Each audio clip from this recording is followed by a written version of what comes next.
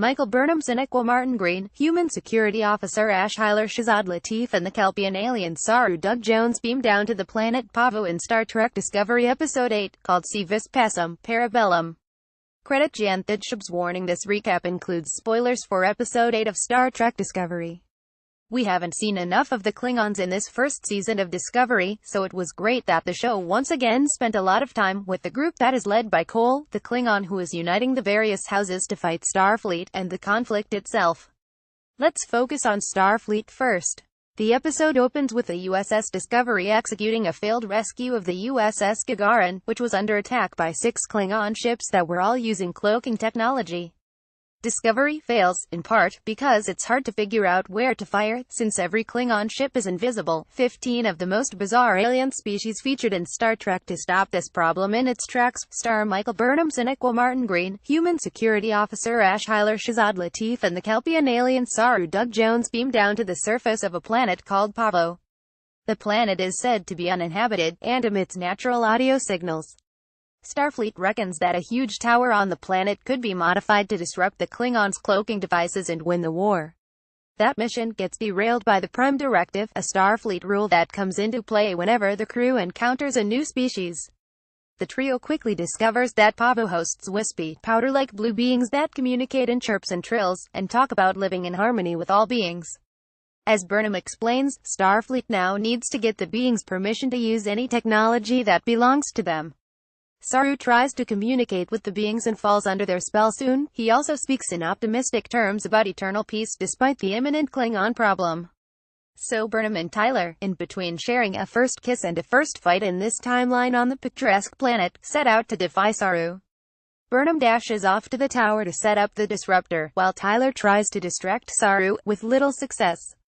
Saru reaches the tower then. He and Burnham have a great fist phaser stick fight as Burnham tries to reason with him. Finally, the Pahvans intervene and make the tower start sending out a signal. Unfortunately, the signal is not meant to disrupt the Klingon shielding devices. Instead, it's intended to send a communications signal to both the Klingons and the Discovery, to have them meet above the planet. The Pahvans want the two sides to meet and broker a peace deal, which we as viewers know is probably next to impossible, but the Pahvans don't. The episode closes with the crew on Discovery wondering how to handle the situation and the Klingon sarcophagus ship warping into view nearby. As Discovery matures, it's so great to see it bringing up moral dilemmas in the fashion of past Star Trek series. In fact, we're even starting to see this with the Klingons. More details below. How Star Trek technology works. Infographic. As a break from the planetary action, we catch up with ADM. Katrina Cornwell Jane Brooke, whom the Klingons took prisoner a couple of episodes ago. She's being interrogated, we presume harshly, given the Klingon torture scenes a few episodes ago, and is not talking. Elrel Marikifo, a Klingon we've seen in previous episodes who appears to be secretly playing Klingon factions against each other, offers to try making her talk. Instead, Elrel has a private chat with Cornwell and promises to help her escape, as long as Cornwell offers amnesty and brings Elrel safely onto the USS Discovery.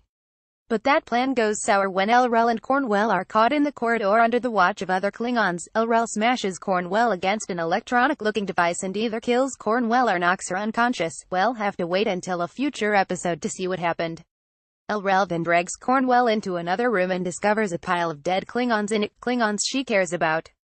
Elrel subsequently meets with Cole and offers to help as a skilled interrogator, but Cole says Elrel has been lying.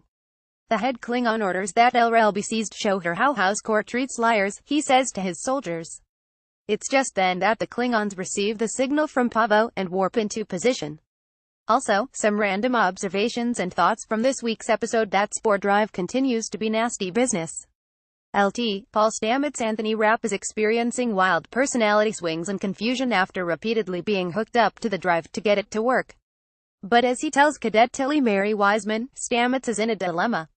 If Stamets fesses up, his doctor and romantic partner Hugh Culber, played by Wilson Cruz, will have to stop using the spore drive so Stamets can be examined in a Federation lab.